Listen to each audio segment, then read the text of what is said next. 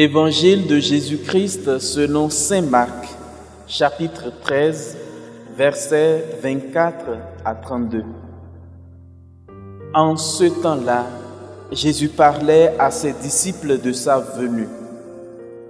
En ces jours-là, après une grande détresse, le soleil s'obscurcira et la lune ne donnera plus sa clarté. Les étoiles tomberont du ciel et les puissances célestes seront ébranlées. Alors, on verra le Fils de l'homme venir dans les nuées avec grande puissance et avec gloire. Il enverra les anges pour rassembler les élus des quatre coins du monde, depuis l'extrémité de la terre jusqu'à l'extrémité du ciel. Laissez-vous instruire par la comparaison du figuier. Dès que ses branches deviennent tendres et que sortent les feuilles, vous savez que l'été est proche. De même, vous aussi, lorsque vous verrez arriver cela, sachez que le Fils de l'homme est proche, à votre porte. Amen, je vous le dis, cette génération ne passera pas avant que tout cela n'arrive. Le ciel et la terre passeront, mes paroles ne passeront pas. Quant à ce jour et à cette heure-là, nul ne le connaît, pas même les anges dans le ciel, pas même le Fils, mais seulement le Père. Acclamons la parole de Dieu.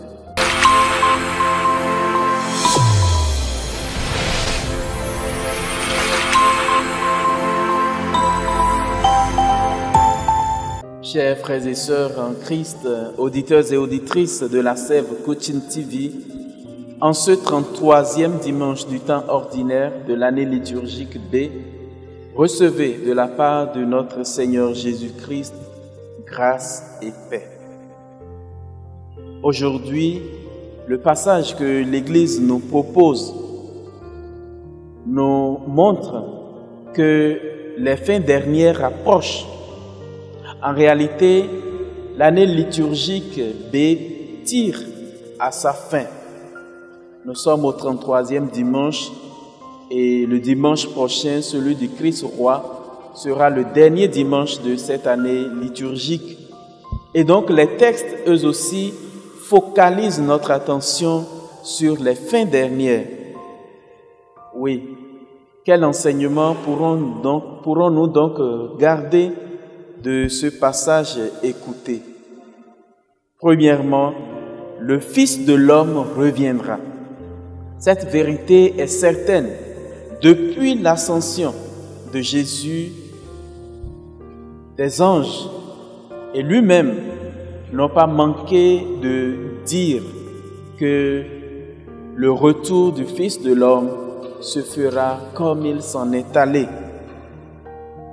Et ce retour marquera la fin du monde, la fin de ce qui existe. Le ciel et la terre passeront, mes paroles ne passeront pas. Ce deuxième point du passage que nous avons écouté doit aussi retenir notre attention. Le ciel et la terre sur laquelle nous vivons passeront, mais mes paroles ne passeront pas, pour nous dire qu'il y a une hiérarchisation dans les valeurs créées, dans ce qui existe. Si la terre et le ciel passeront et que les paroles de Jésus ne passeront pas, où avons-nous intérêt à nous situer? À quoi devrions-nous nous accrocher? À la terre et au ciel ou bien aux paroles de Jésus? Ce passage est clair.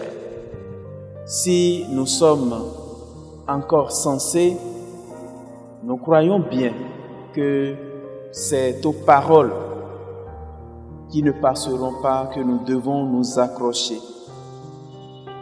Oui, s'accrocher à la parole de Dieu, voilà ce à quoi Jésus nous invite pour que nous ne soyons pas surpris par ces fins dernières.